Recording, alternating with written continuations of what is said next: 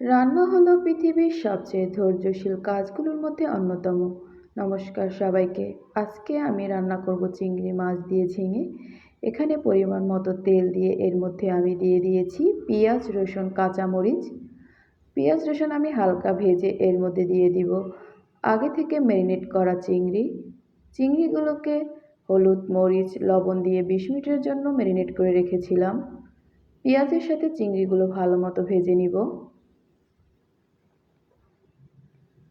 চিংড়ি মাছ ভাজা হয়ে গেলে এর মধ্যে দিয়ে দিব একটি পাত্রে সামান্য পানি নিয়ে এর মধ্যে হলুদ, মরিচ, পরিমাণ মতো লবণ, জিরার গুঁড়ো নিয়ে নিয়েছি।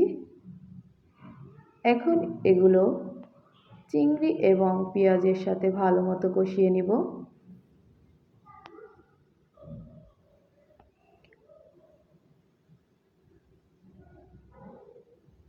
চিংড়ি মাছ কষানো হয়ে গেলে এর মধ্যে দিয়ে দিব ঝিঙে। ঝিঙেগুলোকে মশলার সাথে ভালোভাবে মিশিয়ে নিব। ঝিঙেতে আমি এক্সট্রা কোনো পানি ব্যবহার করব না, কারণ ঝিঙে থেকে এমনিতেই অনেক পানি বের হবে। এখন মিডিয়াম আঁচে 10 মিনিটের জন্য ঢেকে দিব।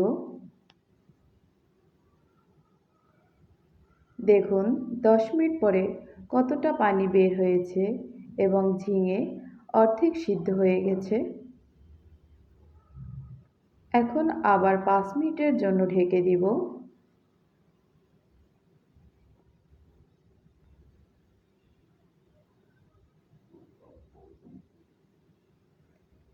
ঝিঙে রান্না প্রায় শেষ হয়ে গেছে, একটু পানিটা কমিয়ে নিব।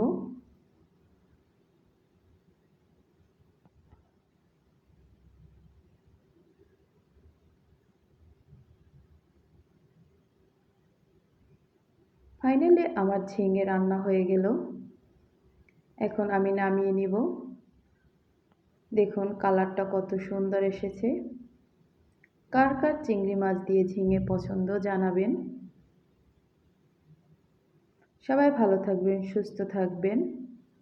ধন্যবাদ সবাইকে।